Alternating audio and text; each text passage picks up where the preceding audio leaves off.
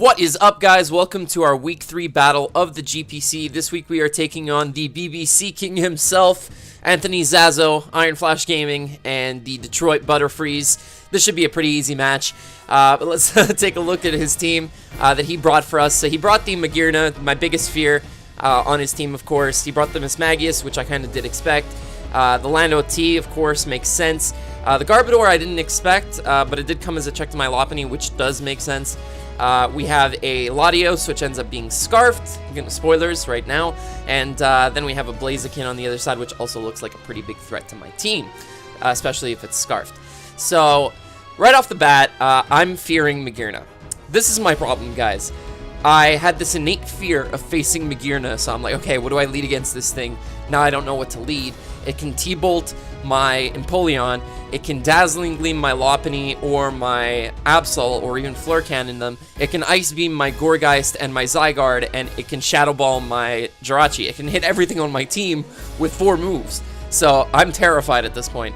And I'm thinking, okay, well, I think Gourgeist is my most solid lead against it because I can get off a Leech Seed, switch right out, or stay in, predicting a Volt Switch. I think that's going to be my lead.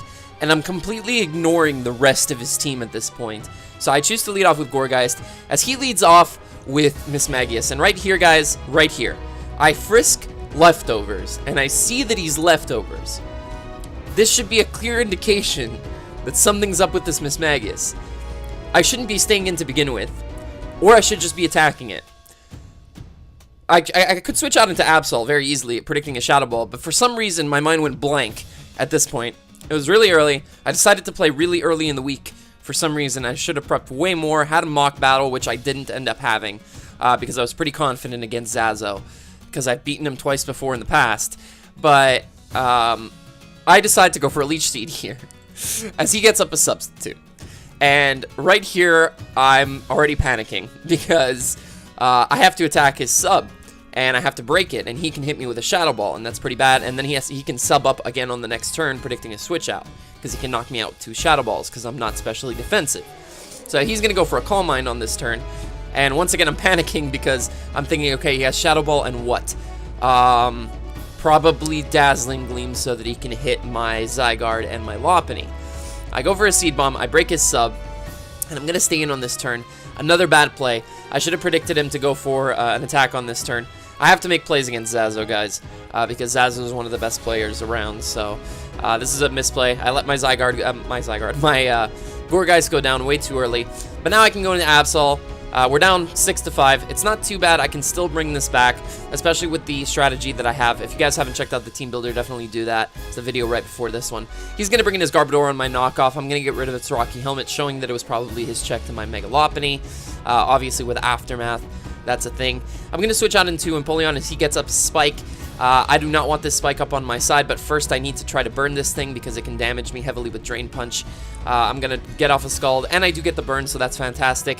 And now I'm going to go for a Defog, knowing that I'm slower than this because I'm actually a minus speed nature. Fun fact, guys, before the game, I realized that I couldn't run Defiant plus Defog. So I kind of got screwed there, and I had to switch up my moveset to Scald and Knockoff. So I went and mixed offensive. So I get off a Defog, get rid of these Spikes. I'm going to get my Rocks on the following turn as he's going to get up another layer of Spike again.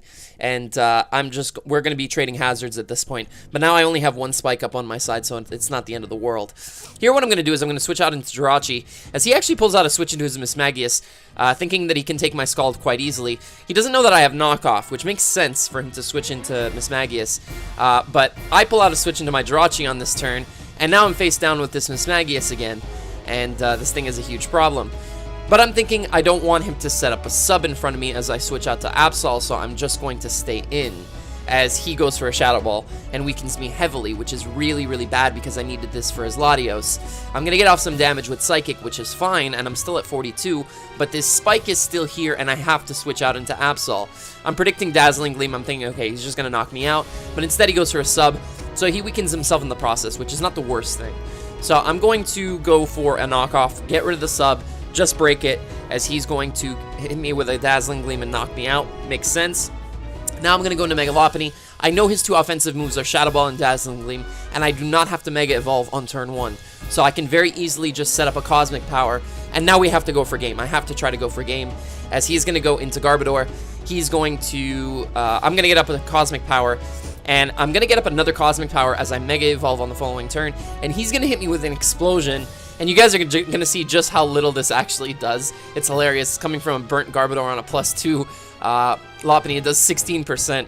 Now he's going to go out into Landorus, and I'm thinking, okay, he's going to Supersonic Sky Strike me, right? And that's going to kill me through my defense boosts. So let me get out of here. Let me pass these boosts out into Zygarde. Now, normally I would take about 20% max from this Earthquake, so I should be fine, right? No problem. I can get off a Toxic on the following turn, but it hurts me. I'm so happy, oh, lucky me. I just go my way, living every day. I don't worrying's got to bring. Things that bother you never bother me. Things that bother you never bother me. I feel happy and fine, ha-ha. Living in the sunlight, loving in the moonlight, having a wonderful time. Having got a lot, I don't need a lot. Coffee's only a dime. Living in the sunlight, loving in the moonlight, having a wonderful time.